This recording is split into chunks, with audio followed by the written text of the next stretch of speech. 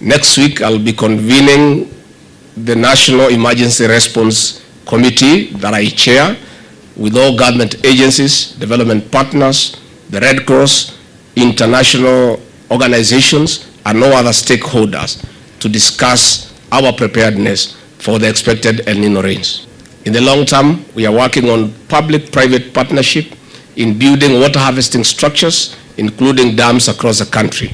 This will help us take advantage of such large amounts of water for food production.